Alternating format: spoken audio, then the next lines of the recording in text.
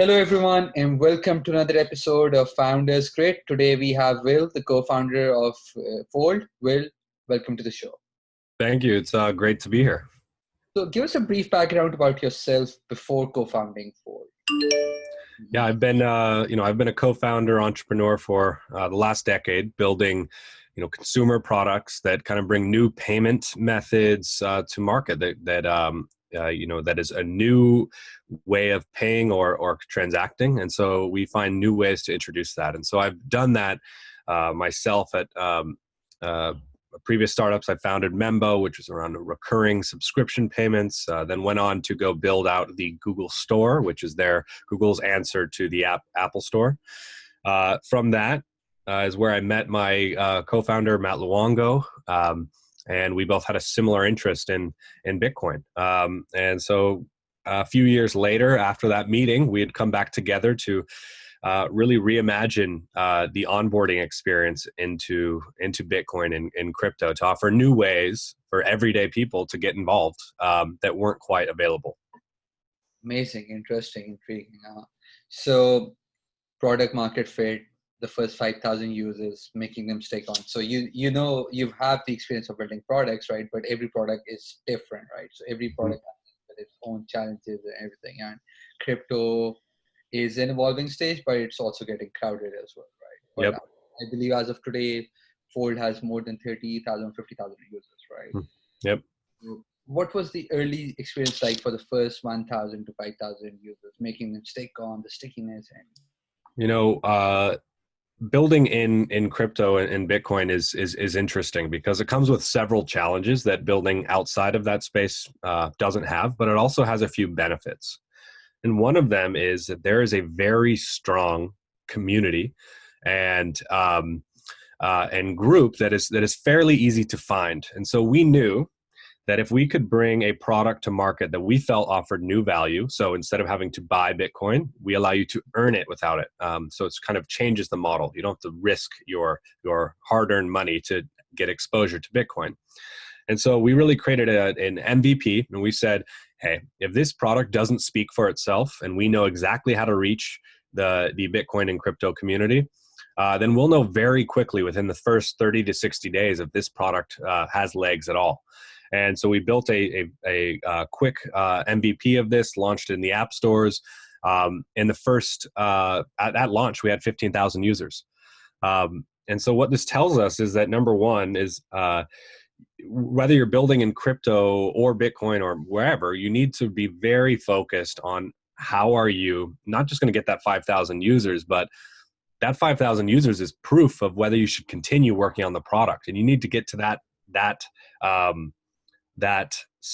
level as fast as possible. So you want to make sure you're spending the least amount of time building for something no one wants, and make sure that you're able to pivot and really focus your resources. And so for us, it happened very fast, which is not the case with all of the products I've worked on in the past. Some take years to get to that level, and some never get to that level. And so it's really interesting to see with Fold specifically, us launching this thing, spending a lot of time making sure that we're building the right product, and then actually seeing the market take it up and getting us past that 5,000 users to 15,000 users right at launch. Nice. So post-COVID, I personally believe that, COVID should be acting as a catalyst for the cryptocurrency space. So what are your thoughts, and have you seen the effect? Yeah, it's going to be complicated and messy right now because we're dealing with a couple things. COVID has brought us to many different crises are involved with COVID. There's health, there's financial, but in terms of the financial markets, it has caused a grab for cash and liquidity. And so what you saw when COVID first hit is a tank of the markets and Bitcoin. They all went down and were pretty much correlated together. And that's because you have investors and funds who are trying to grab any liquid cash that they can. And the cool thing about Bitcoin is that there is no way to close the market. It's always open 24/7. It doesn't close on the weekends. And so people went to the most liquid assets possible. And so they grabbed a lot of their Bitcoin, turned it back into fiat cash so they had that liquidity to pay debts and such. However, what we're seeing is actually today, Bitcoin has increased quite a bit, and that's as the markets begin to as the liquidity, the immediate needs for liquidity are solved. You're going to have a long-term view of, wow, the Federal Reserve is currently printing what seems like an infinite amount of money, and that comes with some risks in the future. So Bitcoin becomes an interesting hedge to that. And you start to see all around the world, this is a global crisis that we're currently in, and Bitcoin is fundamentally a global currency. And so it has a few advantages that I think position it well to weather this storm. Got it. Got it. So going forward, any three pieces of advice that you would like to give to someone, a founder who's managing remote teams, because everyone has been forced to go remote now. So how are you coping up with it, and especially the engineering and everything? Yeah, so Fold has been remote first since founding. So we've built the company specifically to be remote. So we've been very lucky in this climate that our day-to-day operations have been not affected very much. But for other founders who I constantly talk to and share ideas, I have a few thoughts. Number one, switching to remote workforce is not like flipping a switch or just saying, hey, we're just going to work from home now instead of the office. It requires a whole different type of infrastructure. And so don't be frustrated right now if you're hitting some inefficiencies with remote work, or you feel like you have lost some momentum. That's going to be the case, because remote work requires a very specific infrastructure and culture to really make it work right. And so what founders should be doing now is starting to bring a remote strategy into their plans. So plan for a potential that we are in a remote environment for a very long time, and start making the changes now. And that means that you hire differently if you're a remote workforce versus a in-person office co-located workforce. It is incredibly more important to hire for self-starters, for people that have in the past proven to be autonomous and understand how to execute on a goal without constant in-person feedback loops. It also takes people who are curious and are patient with other people. And so I think number one, make sure that when you are hiring people, start to look for qualities that are really important to a remote workforce. The second is start to work on your the way that you interact. You cannot rely on face-to-face every day. And so this does mean that you need to put extra effort into recording your thoughts, ideas, outcomes of meetings, because in a remote scenario, work is more asynchronous than synchronous. You have people waking up later than other people. You have people in different time zones.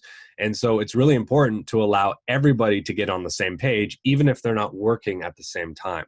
And that is really important for making sure that you're documenting the work you're doing, so that people can immediately, once they're at work, they can get on the same page of where you're at. And then I think the other one is there is definitely going to be a sense of a less control.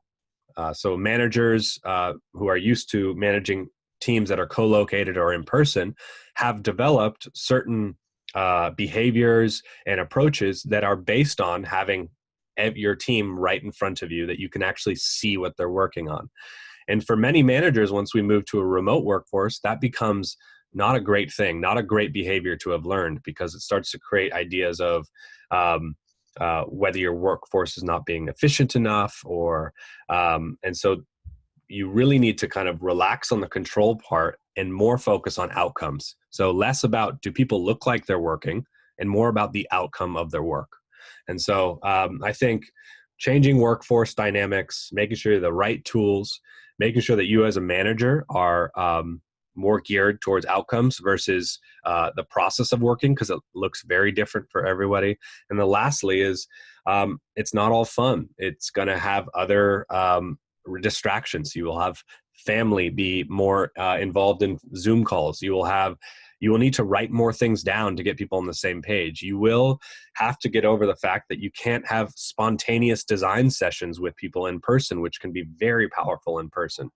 And so all of these things can be tweaked and accounted for. But the transition is not going to be simple. But once you get there, I think your company will be stronger and more efficient.